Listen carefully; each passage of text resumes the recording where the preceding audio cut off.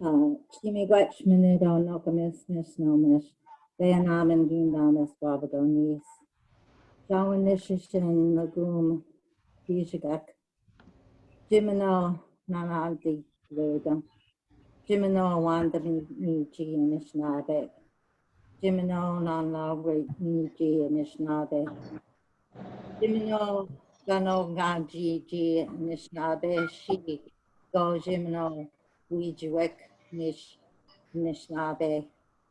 So I asked the creator to grandmothers and the grandmothers, fathers to look down upon me and to ask me to speak in a good way. I welcome my relatives here today. I asked to be blessed so that I can have good thoughts. I asked to be able to see good things in a person and to hear good things so that I can walk with others in a good way. And I'm honored to come here today and to join with you to help take care of the things that we need to take care of so that as women, as nurturers, that we, when we find our hearts so close to the ground, that other hearts will be broken open so that they can care for themselves and each other. And I thank you all for being part of that and for being relatives for this conversation that we're having today. Chimigwech, thank you for listening. Thank you, Shannon. Okay, great. So much love and asking permission to move into this meeting for the highest, most divine unfolding for all. All righty. So I'm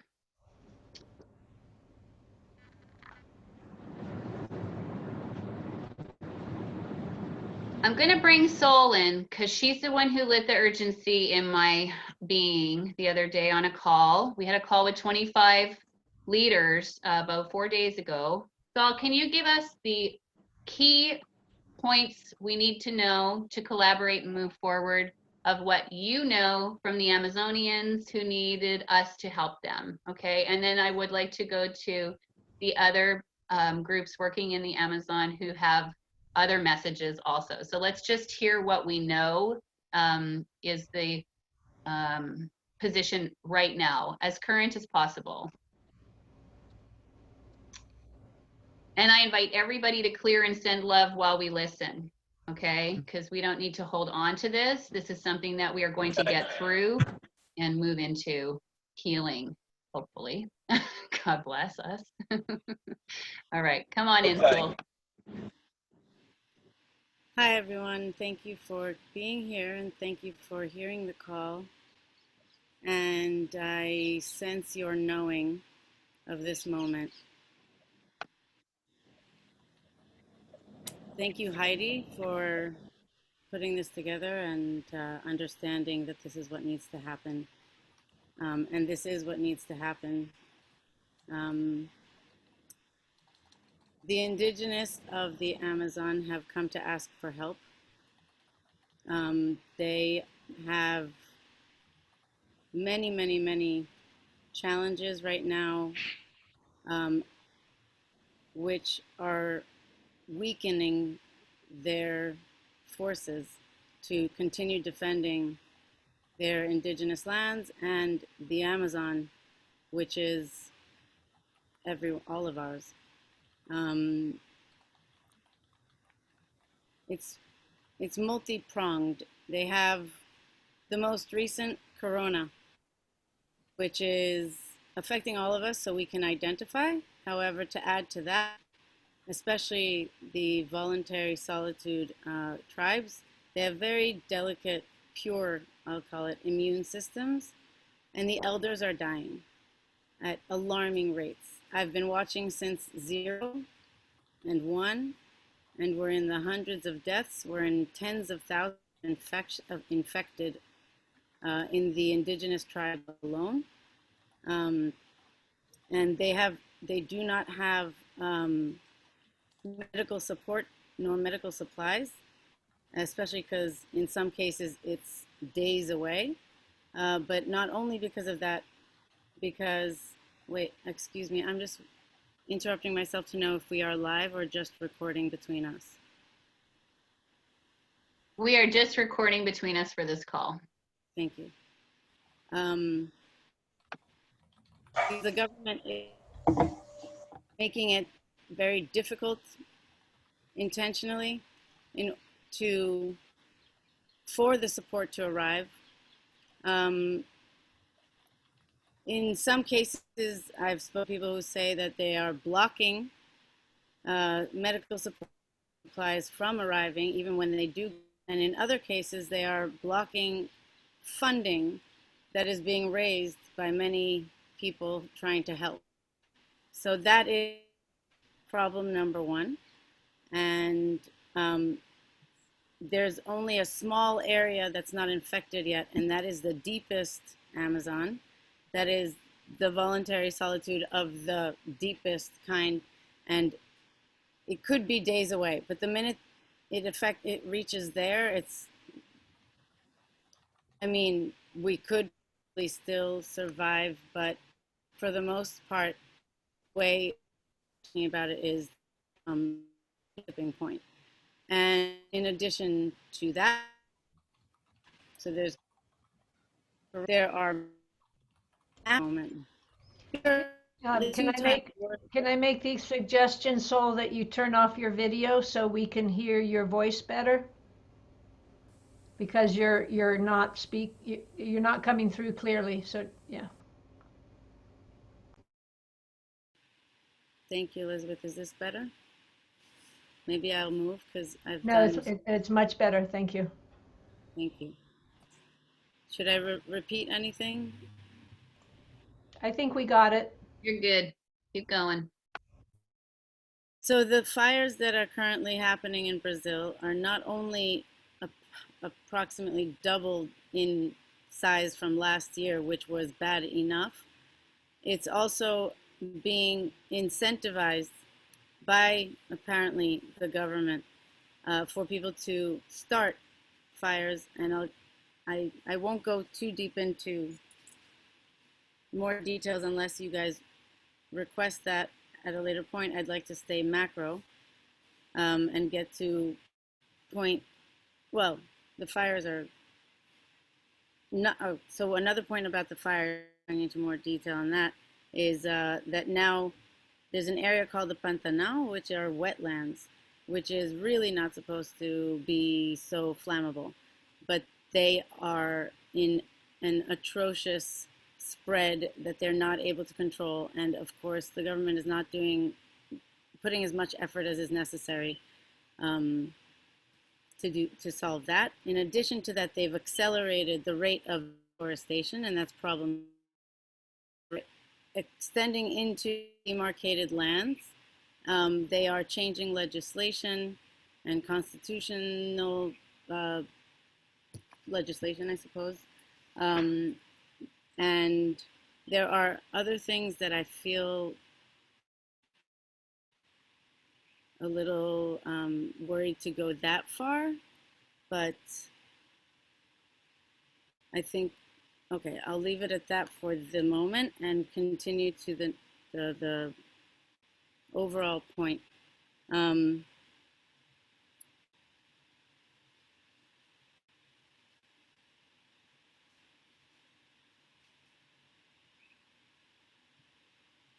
The government is controlling the information that gets out from Brazil.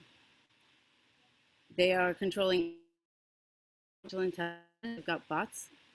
They are making it very, very, very difficult for the locals to get this message, which is what brings us here. Which is why I think you come for a call. And which is why what next needs to be done is for you to then call the next people and tell them and invite to call, tell them what's going on and ask them to call so we can tell other people. Because we really need to get a critical mass together to help these people right now have come out of the forest and are using technology to SOS And now their SOS, of course, many problems around the world, many people who need help in various levels, and many indigenous around the world who need a lot of help. But all of those people on board as well, because everyone is understanding one thing, and that's that every single living human on the planet needs the Amazon at the moment in order to survive. Otherwise, we go extinct. And before we go extinct, our children and their children will suffer. It is worse than any Armageddon movie that Hollywood has ever fathomed. And it'd be real. We have, apparently, according to the science, we are, if we succeed at pulling something, this we might have a, because of the amount of unity that we need in order to, needs to be done to help save them. And in addition to all of that, and that's why I'm really protective of this information and how it goes out, which is why we're forming trust circles, which is why Heidi, who I trust, invited you, who she trusts, and that's how it needs to keep going for now, is very dangerous. The government and the world does not know most of what I'm telling you. The government is also made up of some next generation, apparently, Nazi soldiers who hid in Brazil after World War II.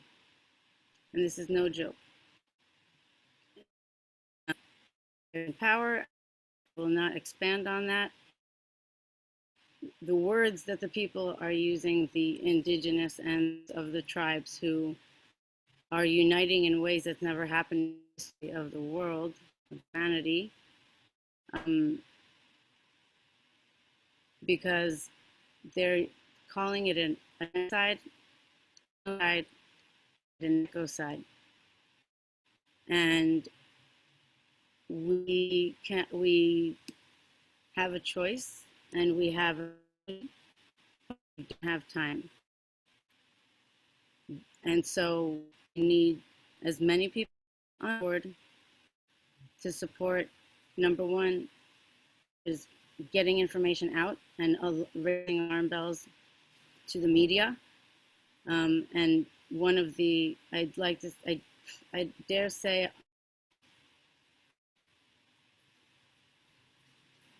well, we need to think about how we reach the media.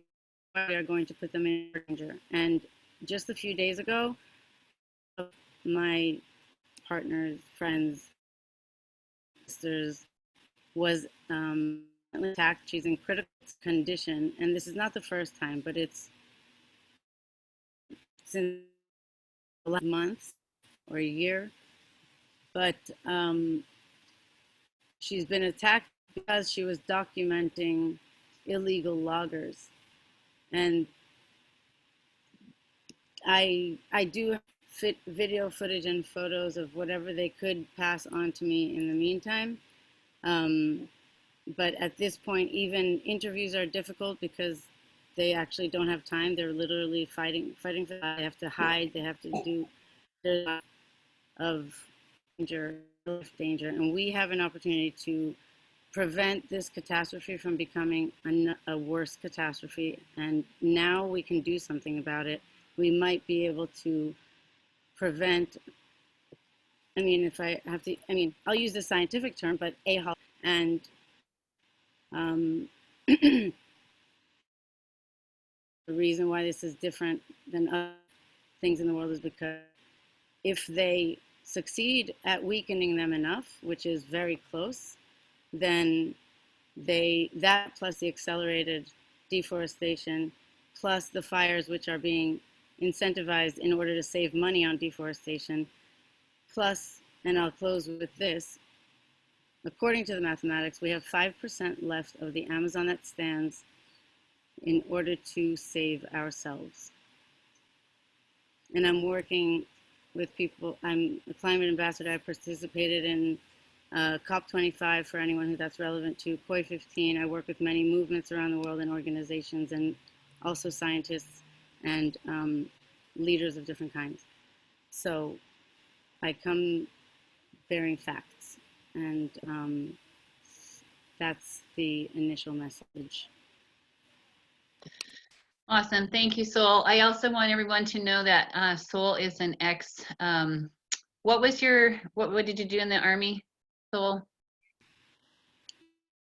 I want people to know about your military background so they understand how you're perceiving this, okay? What's your military background? I'm a trained officer. I was a drill sergeant in basic training, and then also an officer, and was on the front lines in the Middle East. But I'm American raised, so I'm a Jersey girl. Awesome. And right now, where are you? Tel Aviv? Is that where you are? Currently, I'm in Tel Aviv, Israel. Okay, perfect. Working from the inside on unity and sustainability. Beautiful. We love you. Thank you so much for sharing. We're going to come back because we have more. There's a bit of an action plan happening, and I want Sol to share. Thank you so much, Sol. Okay, yes, great. The action plan that we're talking about, we're in touch with the indigenous there. I'm in who is the chosen representative, blessed by the chiefs to represent all the chiefs, and the Amazon basin.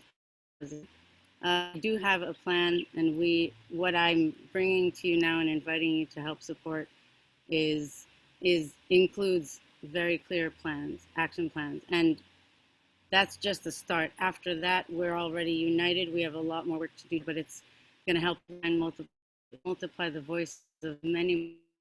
Thank you. Thank you. Love you. Is Liliana still here?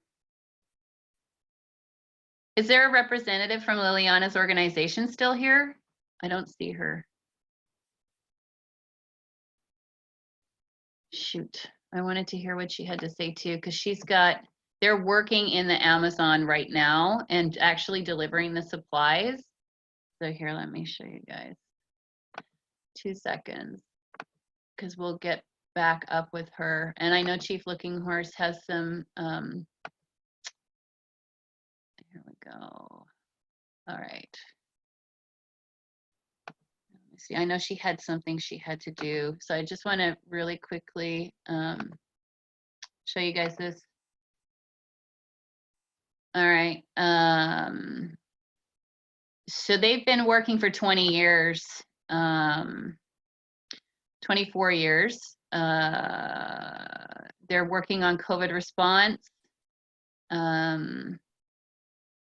They've got a lot of really great work going on in the world. So I think that they're a key candidate to interweave into the platform to drive resources and donations to, and to really work in circle with as we move forward. So I'll reach out to Liliana. I know she had a meeting that she had to go to, that they had to like take temperatures and prep. It was an in-person thing. So anyway, so they've got that going on. Okay, so Chief Looking Horse, I want you to meet the Black Jaguar Foundation.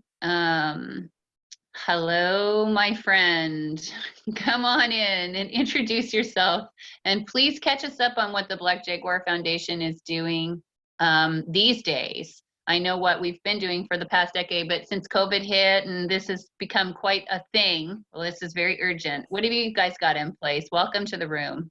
Hi there, lovely to meet everyone. So at the moment, it's been obviously a kind of figuring out how we're working and how we can support communities with everything going on. So we've just, in terms of our field work, we've put a lot of kind of safety procedures in place and trying to support communities. And also with the fires at the moment, so they reached the Aragua corridor region, which is where we're working in the center of Brazil. So we set up an emergency fund to assist the communities and landowners and indigenous groups with fighting the fires. And then now this will become part of a much longer campaign for next year to really try and get preventative measures in place to try and stop this kind of spread happening next year. So that's a big thing that's going on at the moment with the fire prevention. And then, yeah, we're about to start our next year of planting, which will be in November. So it will just be figuring out how we do that with COVID and everything, because obviously our team expands at this point. So yeah, and we're also building a new nursery, so that will be under construction soon. So scaling up to plant 1 million trees by the end of next year. So yeah, so there's a lot going on at the moment. All right, we appreciate that. Do you know how much of Amazon is protected right now under the Black Jaguar Foundation? What do we know what number we're at with hectares or anything like that? How far have we gotten? Well, the total will be it's restoring just over 1 million hectares. And then so the million trees by next year will be about 1,000 hectares. So then it's scaling up, so 10 million in the next 5 years. Which will be, just over about 10,000 hectares. And then scaling up every year, and then a total of just over 1 million hectares. Yeah. Okay. So you guys are mainly working on reforestation and continuing to revitalize, yes? And Yes. Heal and restore. Okay. Yes, exactly. And we really do it in partnership with the local communities and kind of try and, so a lot of what we do as well is ecological education and just like kind of figuring and projects with the local municipalities and local groups to try and kind of, really incorporate it into what people are doing in the region. So yeah. Okay. Thank you.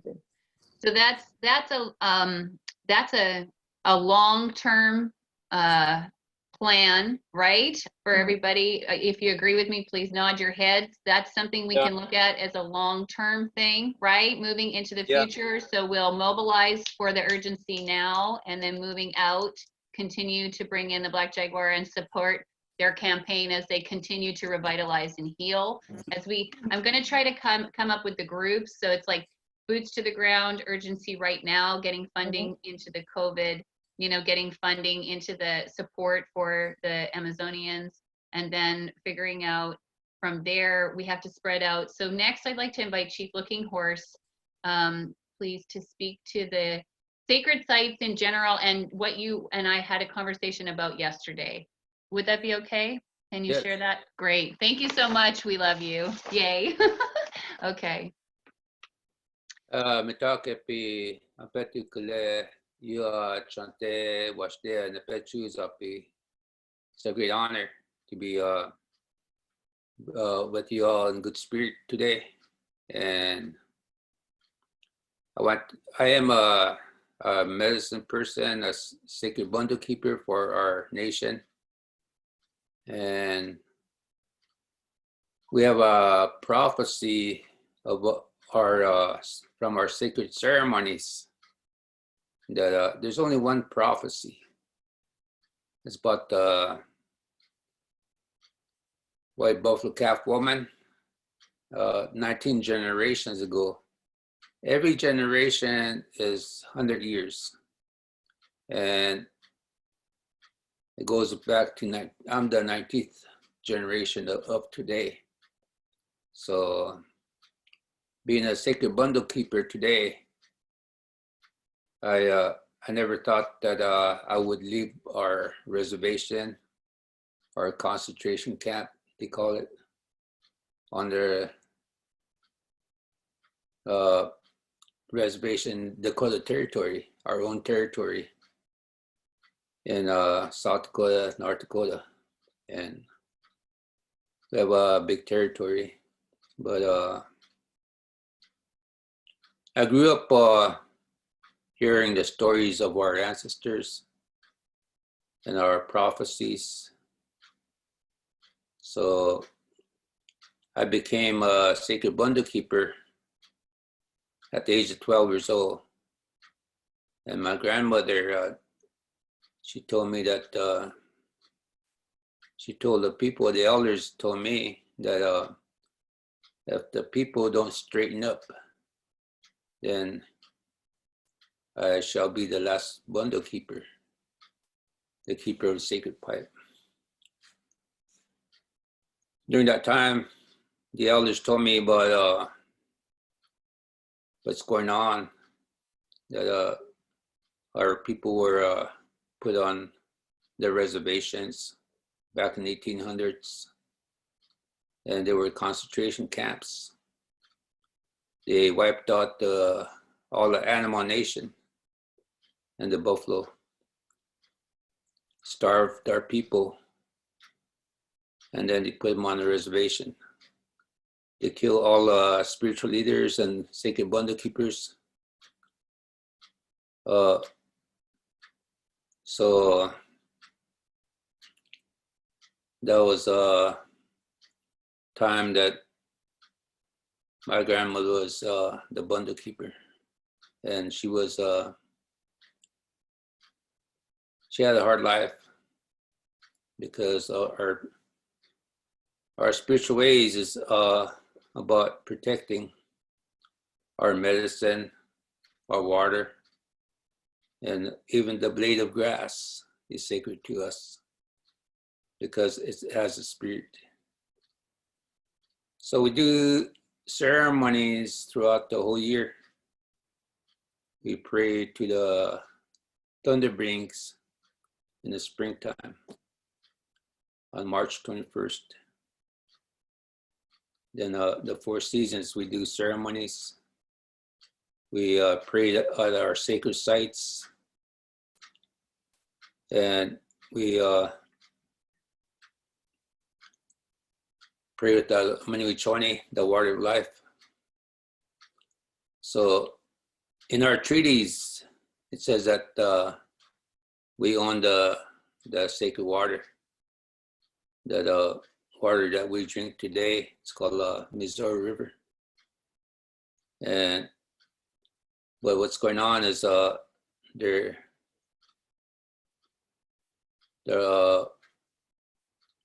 corruption, and we've always been in the front lines because we're trying to protect our homeland and our medicine.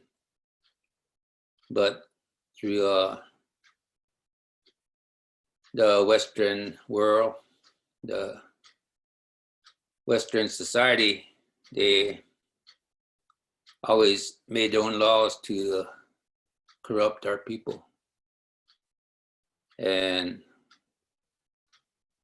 the water back in the 50s, 1950s, they got control of they made dams in our territory.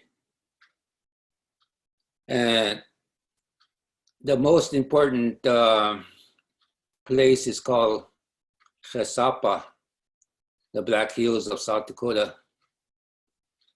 And from the satellite view, the Black Hills is a heart, shapes like a heart. And that's where they brought the sacred bundle 19 generations ago, the spirit woman. And she left a prophecy that someday I shall return and stand upon the earth as a white buffalo calf. Black nose, black eyes, black hooves. When there's much sickness has come upon people once again. And when I became a bundle keeper at the age of 12 years old, they put a headdress waphaha on me to be a leader for our people at the age of 12 years old. And shortly after that, I had a dream. In that dream, I was lifted from my bed, took it into the sky world, and they had me look down, and I saw the earth dying, and people were sick. So I knew that I've always thought in my mind the way things are going. At the early age, I start talking about sacred sites. So the Black Hills is our sacred site. And it's all about money. The government, or they want to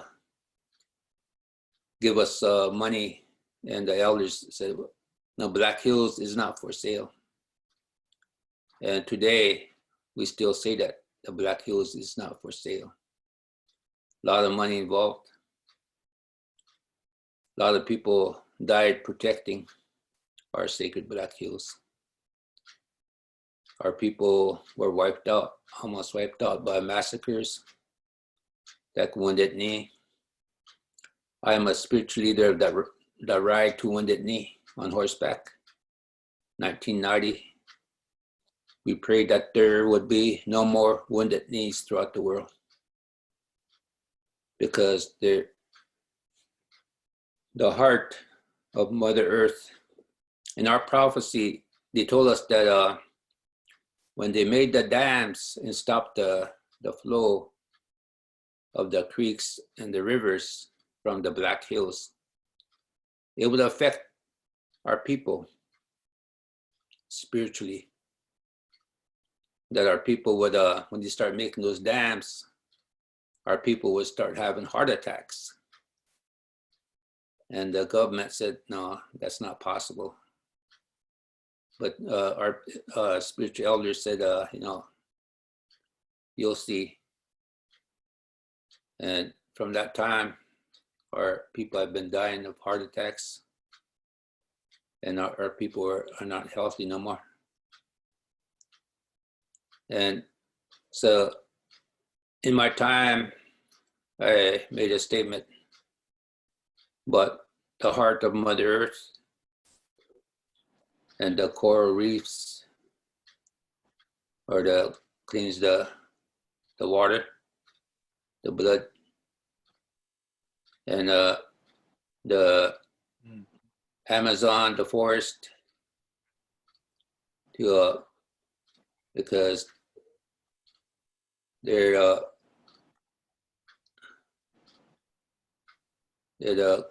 helps the lungs of Mother Earth. If that, when you start abusing the lungs of Mother Earth, it's going to affect the people. And today we have a virus that is affecting our lungs. So everything that we speak is global from our ceremonies. And the coal in Arizona, and it's going to affect people spiritually. And that is happening today. And we're very sickly people. But still, now we're handicapped by the man-made laws. As we took a stand at Fort Yates or Standing Rock, North Dakota, to protect the water, because they're laying a pipeline down, and all the man camps, the abuse of women,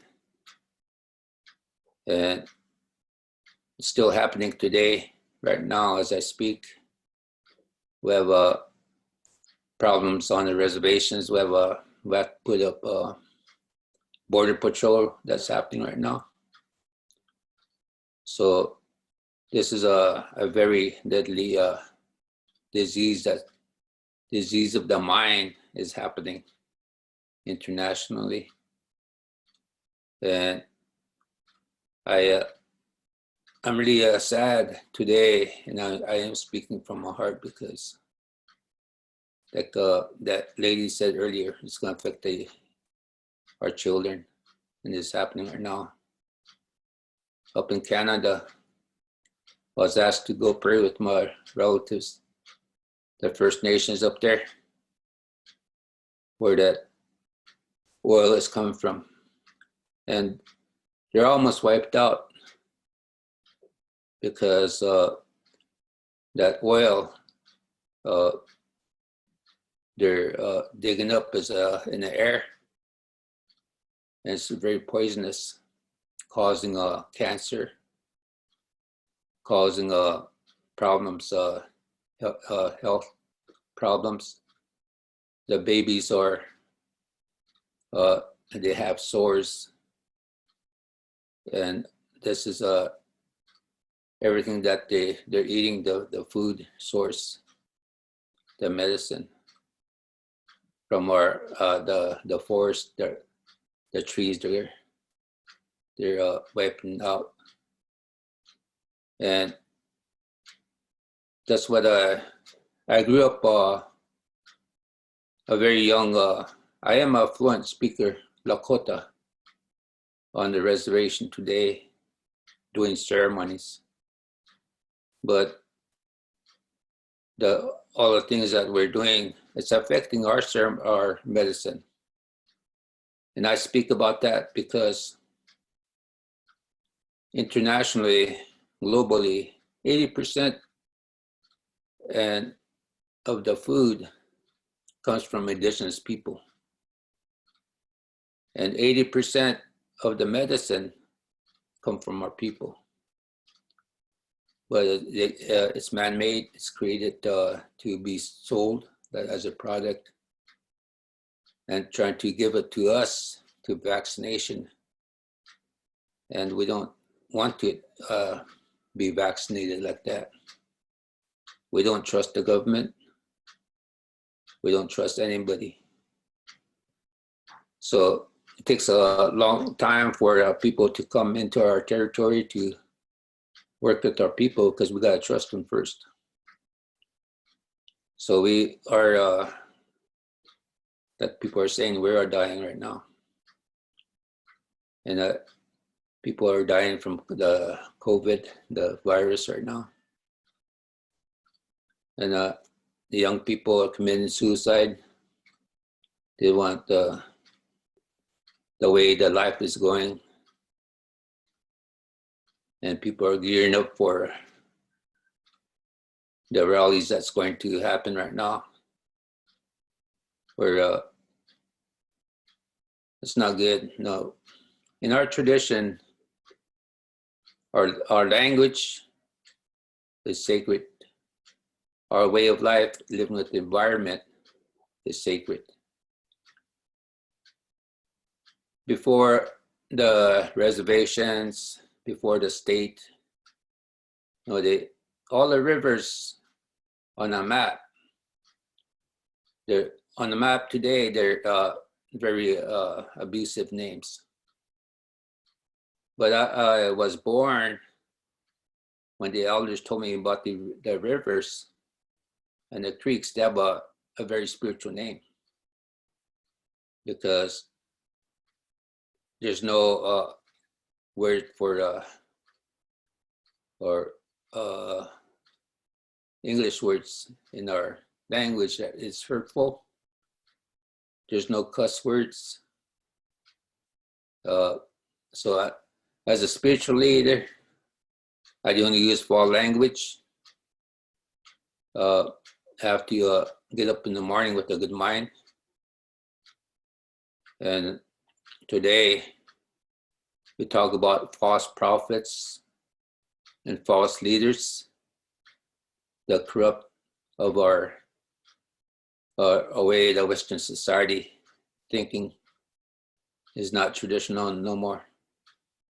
There's no love, there's no compassion. It's about anger, it's about hatred. And this was never like that among our people. But today, a lot of violence.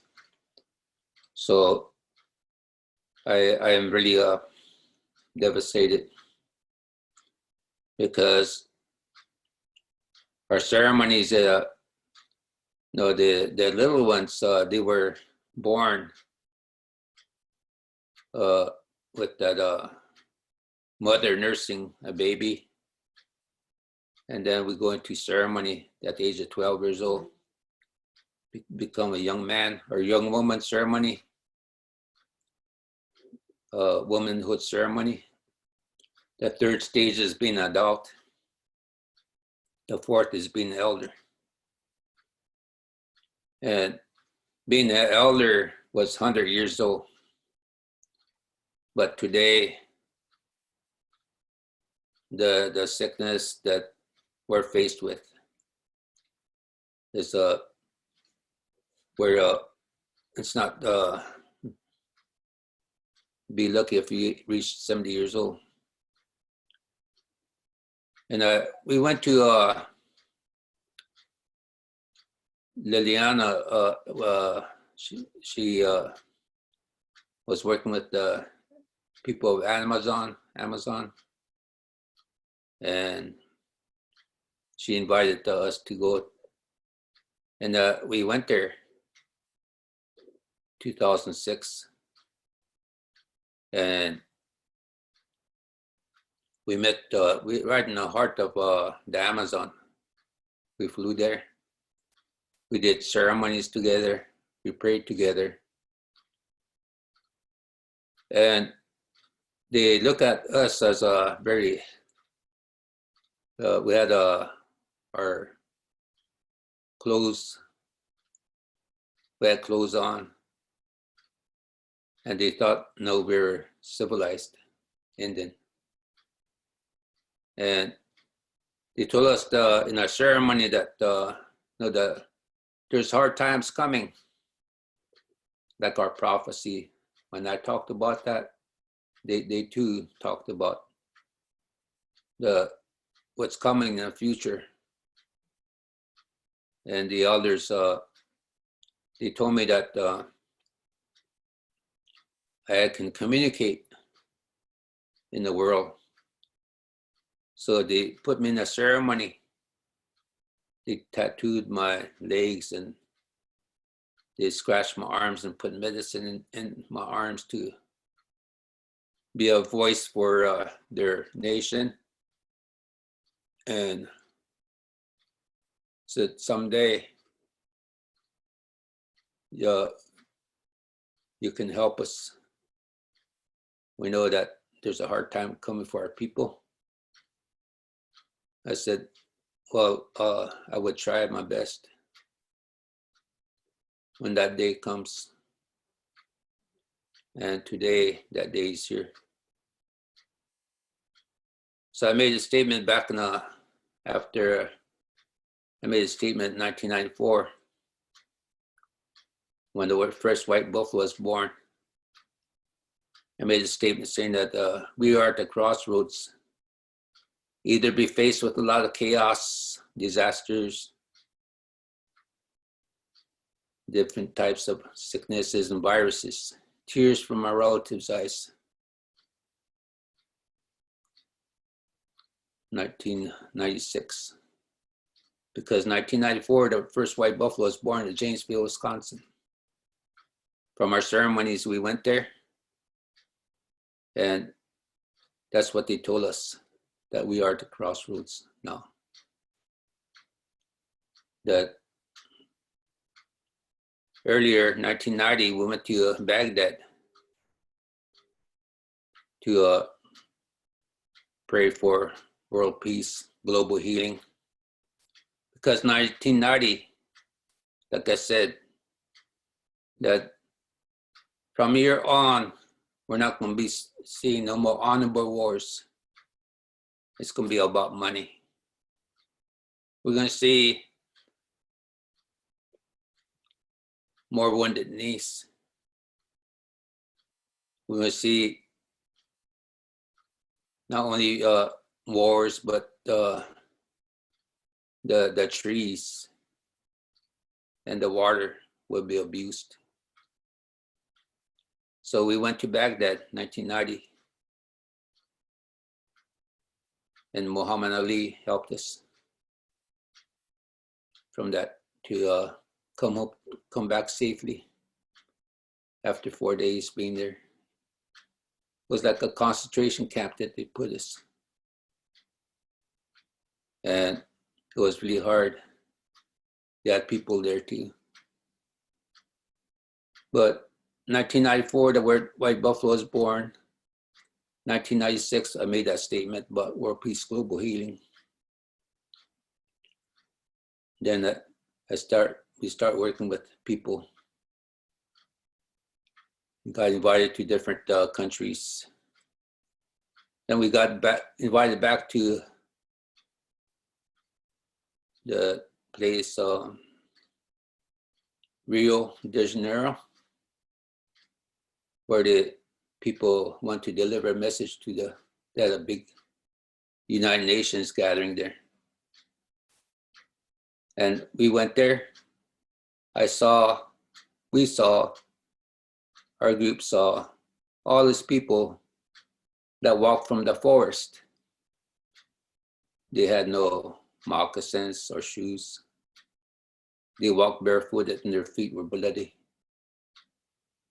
And they told us about, once again, the hardship that was coming to the rainforest, that they delivered that message. They want to deliver that message. And we walked with them that day, and we took that message into that place because we had passports and they did not have no passports. But they allowed us into that place and we delivered their message.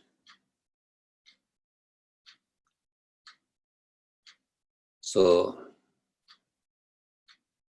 I want to continue our support to the rainforest, the lungs of Mother Earth. And I want to, like all of you are very important to this cause. Like I said, we're handicapped as Indigenous people. We need to, there's no communication. Like we did in Stand Rock, they blocked all our communication at Stand Rock. And there's no communication to the outside world, only through a cell phone. But I know that they are having the hard time right now, as it was stated in earlier. So my best to all of you to help us in a good way. Thank you very much. Hope.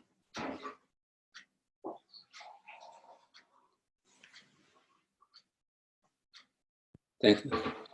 Thank you, Chief Looking Horse. We appreciate you. And I know everyone here took every word to heart and spirit and to humanity as tapped in and tuned in as we are. And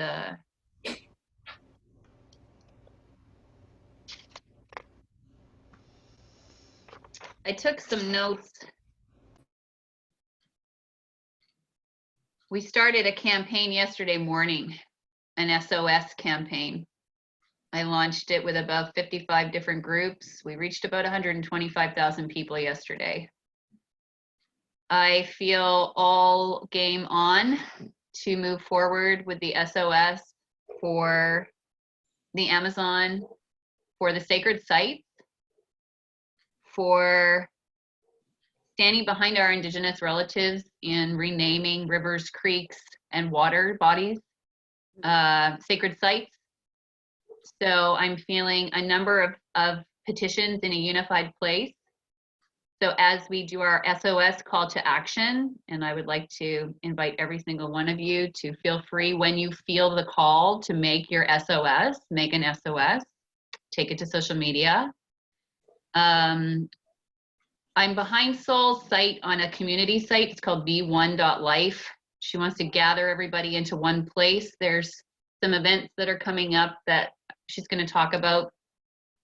But insofar as like boots to the ground action, voices being heard and being the difference in the world, it's been in us all along and we've been doing it in our own way. And yesterday, I hope you can feel the surge of energy that is coming in right now with my voice and with my call to you to action on SOS calls.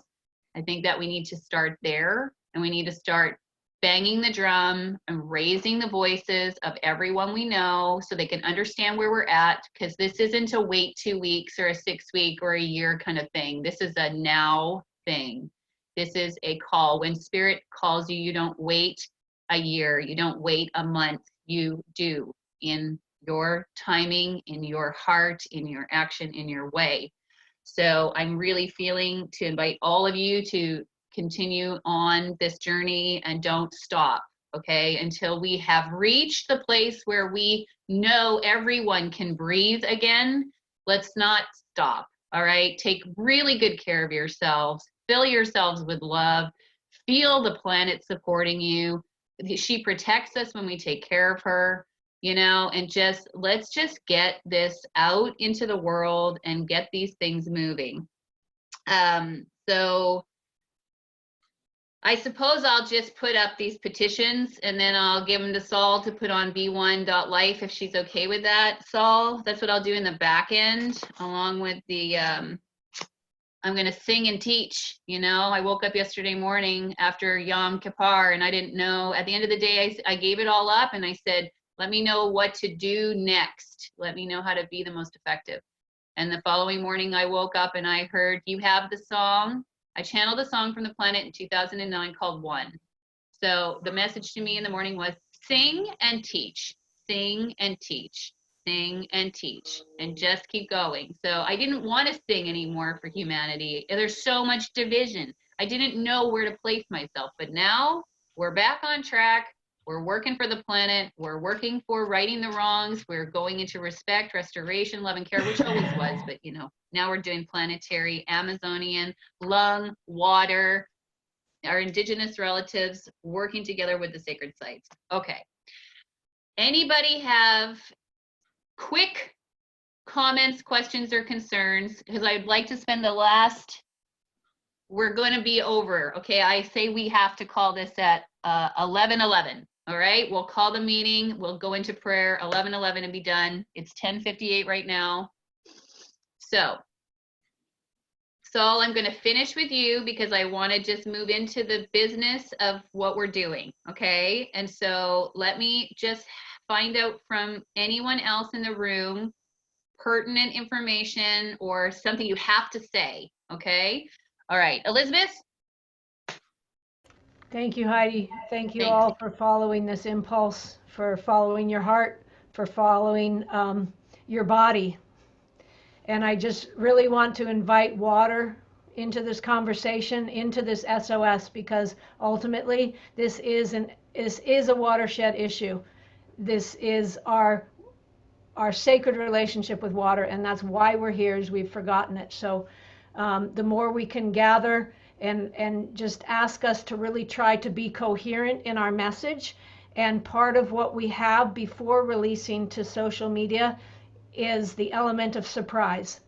That if we can all just hold back and organize ourselves and then release, then we'll be a flood, right? If we trickle out here and there, then we lose our potency. And so really, let's be like water and really know that this is an SOS for the water cycle of the planet. What is climate change but the water cycle out of balance?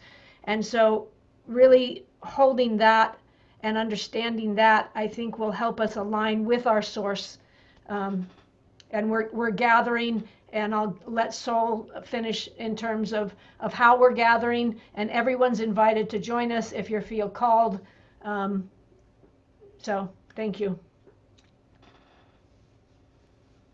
I'll just make a comment about that. You know, it's we are always in the act of creation and always in the act of expansion.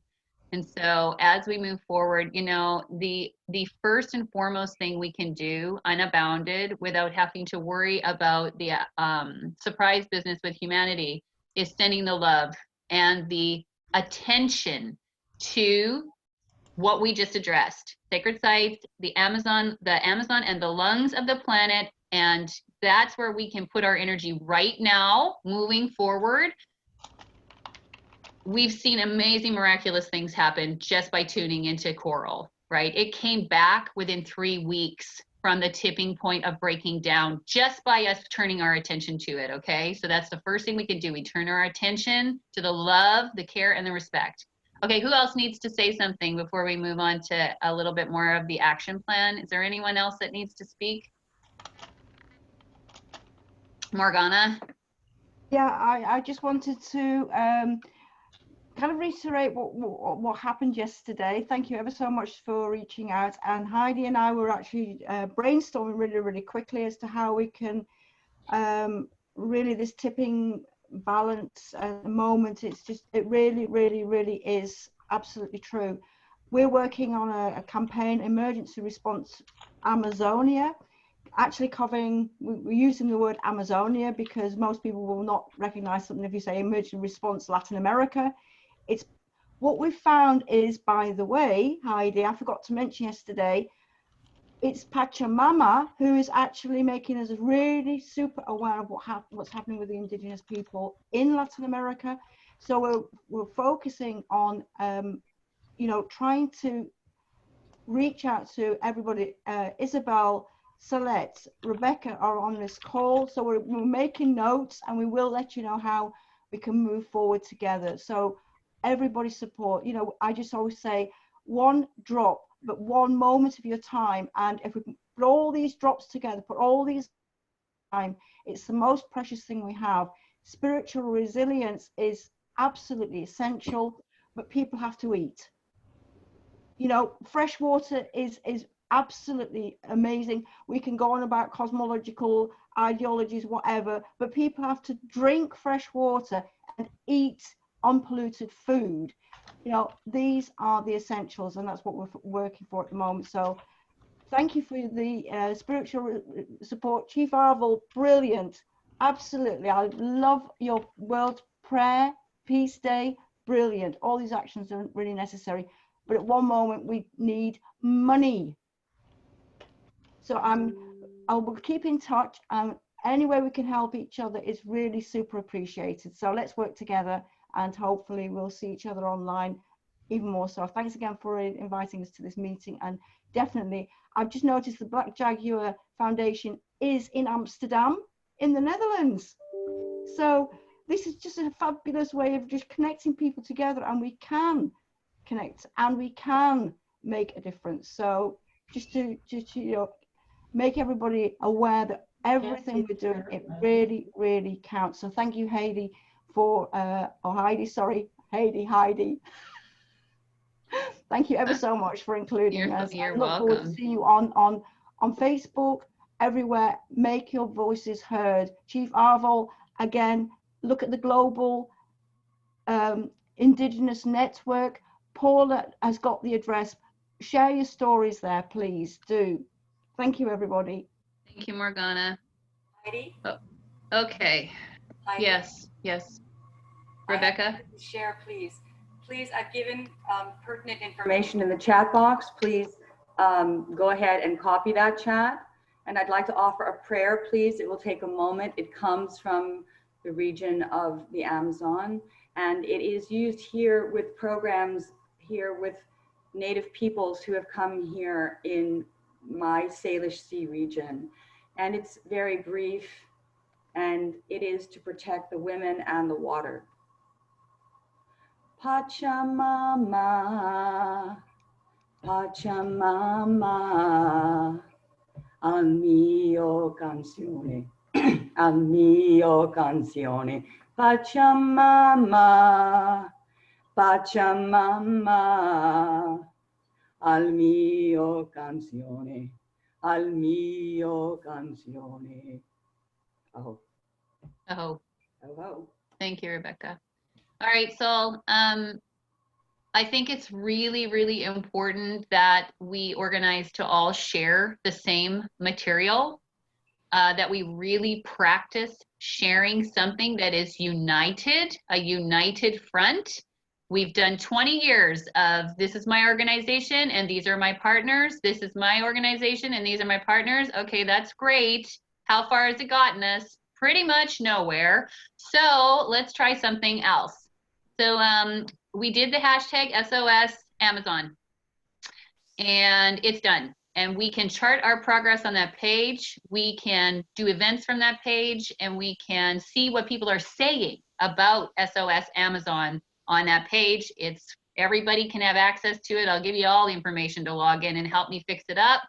But it's a international SOS Amazon, okay? And somebody else has SOS Amazonia, I believe. I'm not sure if it's Saul or who, but just so you know, okay? So if we could all stick with a hashtag or two and not go crazy overboard, and share those with our networks, that those are the hashtags we're going to go out with. We'll put them on the petitions, the websites, all the same stuff. Saul, can you step in now, please, and give us a brief rundown of next step actions and how we can mobilize to support a united front?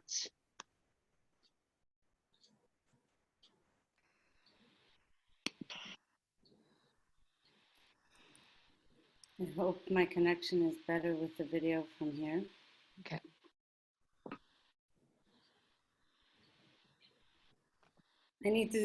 I feel the need to say something very serious to this group that's shown up today. We are all links in a chain, and I am one link. I am not leading. Each of us are. We need to work wisely now. This is not a pretty campaign. This is not one person leading or one group leading. This must be a representation of all of humanity uniting for a change together. And I'm talking about life and death. There's a reason Heidi mentioned my Army background, which is the first time anyone's ever actually mentioned it in that way, which is fine. But I would like you to understand the gravity of the situation. What Chief Looking Horse spoke of strengthens the elders of the indigenous and the story and the coming about of us being right here, right now. It is understood that we're in a very different situation than even AIDS in the 90s. They have a plan. They know what they need. We need to listen, and we need to support their needs.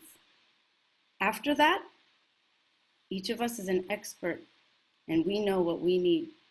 And we will follow what the other needs and do what we need to do. But this is unprecedented. And I say that because my body is shaking for all the reasons, in order to say this in a way that you understand that this is not a joke. This is not a race. What we need is to be wise about how we mobilize. You mentioned Standing Rock. That's a beautiful example. You also faced challenges that we can learn from this time, didn't you? Including technological ones, didn't you? I was with you there however I could. I couldn't physically, but I was there. Family there, and I was raised in New Jersey. I was raised with the stories that your people told and inspired me for who I am today. Part of why nature was because of the stories that I grew up called New England. And I come from a generation of people who are sorry for what our forefathers did. And we have understood, some of us, and we want to teach our children better, and we will, and we are. But right now, we might not see tanks and bullets and missiles. And most of the people in the white Western world do not know what that feels like. But I do. And I don't need that in order to shake my existential being into putting myself in this position, in this conversation, in this moment. And my tone is seriousness. They have come to ask for help. And there is a plan. And it is not now to run to social media and blast it, not now. It is to do what we're doing right here now. It is to connect and collect a trust circle and to form a communication tool using our wisdom and using the technology that we used our intelligence to create in order to get this problem solved once and for all, no question, irreversibly. And once it starts, it will rumble so loud, there shouldn't be a human on this planet that doesn't know it's happened. And we will tell our children that we did this, that we listened, we heard the call, and we did what needed to be done, not regret what we didn't do, and not make mistakes. We didn't wait generations and lifetimes to be here right now to prematurely call to action. This is a very serious thing I'm saying, okay? And I'm sorry that I have to say it like this, but it worries me. And I want you to take what I'm saying as what I'm receiving as well. And it means that we have to channel that energy that you're hearing call and you feel the call to act immediately. It's perfect. It's exactly what we need. But what we need is to listen to their needs and then direct that energy to them, like water, channel. And the reason I am urging to say this is because they have a plan and we have a plan and we are organizing ourselves so that we can have the best possible chance. And there's only one shot, and it has to happen together. It has to happen simultaneously. Please keep going with your campaigns. Keep doing what you're doing. Keep surviving and keep doing whatever you need to do. You can help already, but they are telling us how. And you're right, Morgana, we do need money. And we have a plan for that as well. And we know where the money can go to and what it needs to go to. And we are prioritizing, and it's multiple strategy. And I'd love to share it with you. But I beg of you to, as they say, hold your horses and wait until the moment that we get the call. And you will know what you need to do. We will all know what we need to do. I'm asking you to help us help them. It's not even us, we need to get information out, and I'm happy to explain to you how that needs to be done. We need to get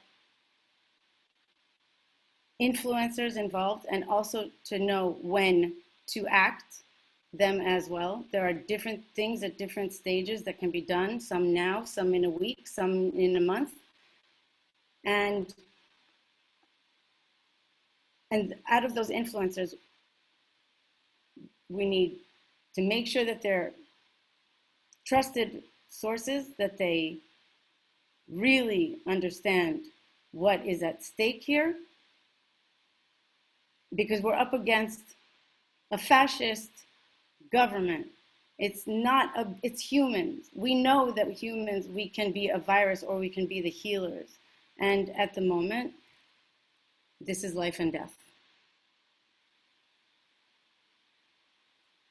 I will be happy. I need help. We need help. We all united humanity need help, but we need to do this in an organized fashion, and we need to do this together. We need to, and we are, collecting the people. We need to get a critical mass. The way to do that is we are starting with leaders who have people who trust them, who that will be the most efficient way to use our resources. And if you're only starting a campaign right now, please talk to me. I'd love to use your resources and your energy, all of it. I'd really love it. And there's a lot of other people working with me, and I'm with them. It's not even me, it's them. But we're merging and we're aligning. That's why the thing that saved World War II was a global alliance. And that's what you're here for. That's what I'm here for. I'm asking for you to join this alliance, and that we stand side by side like at Standing Rock, where we showed up and we stood and gave wind into their wings. Support.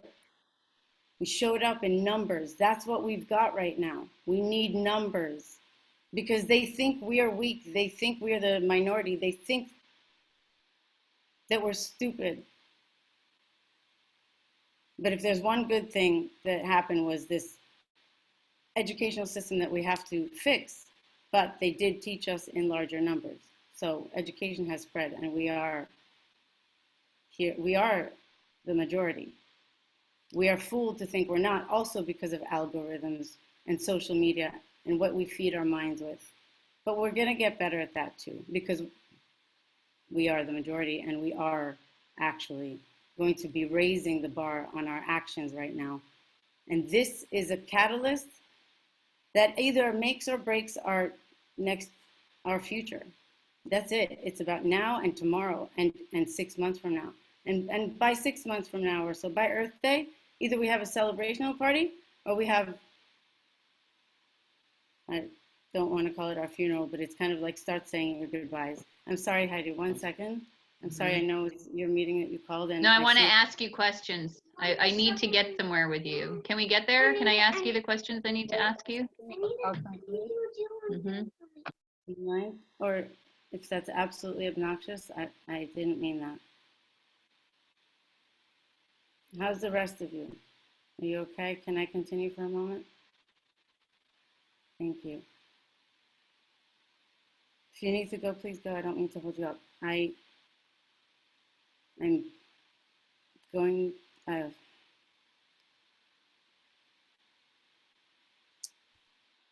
we are going to work as fast as we can, but we need a chain of communication, and we are setting up the basics right now by using what we already have, and later, and it's in the plan, within those 6 months, we should have a decentralized communication tool for all of us. And it will very much help every single one of us, including Chief Looking Horse. I pray that the day arrives that you will also see the unfolding of the prophecy where we get to write the end of the story.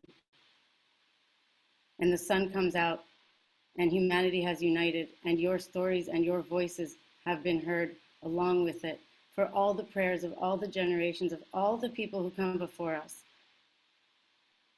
I pray that it arrives, because if it does not arrive, it means we didn't make it, and it's right now.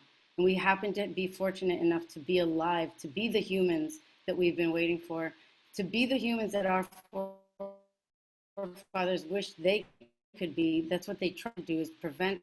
And now this is the 9th hour. This is it. And we have to do it united, which means hashtags included. They've got the hashtags. We need to put wind into their wings. We need to multiply and amplify their voices, and they are learning how to do it. They're doing an incredible job. I can't even keep up with how much information I have to share with others, that we need to share with others, that need to share with others. And that's part of the help I'm looking for. However, again, it's a strategy and tactic that has already been made. So I ask that, and I want to say also that we're only using this as a decoy. What will come as a result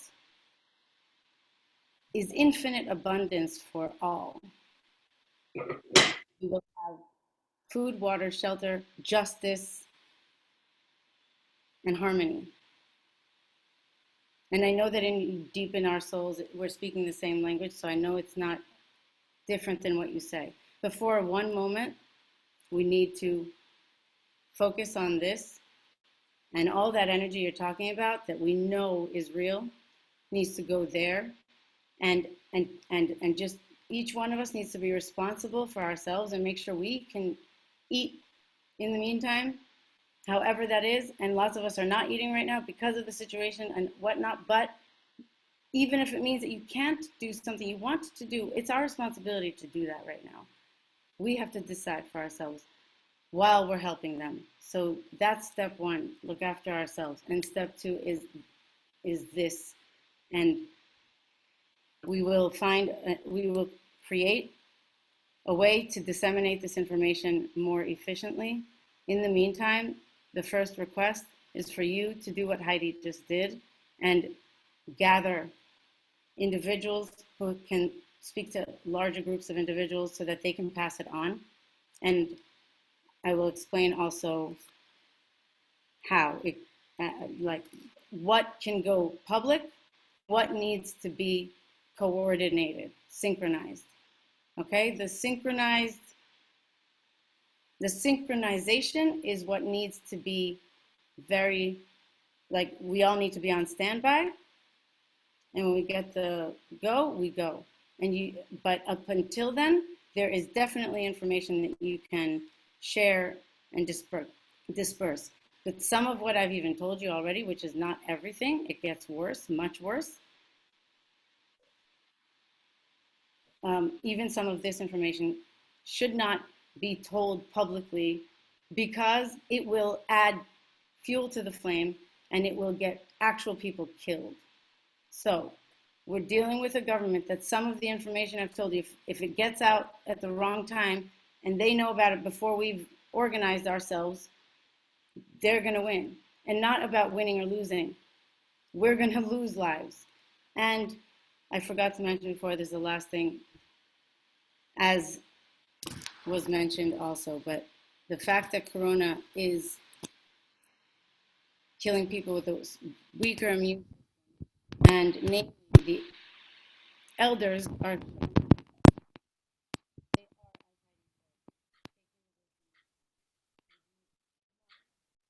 make swift action, but wise, and that means together. For the first time in history, we have to work as a global community.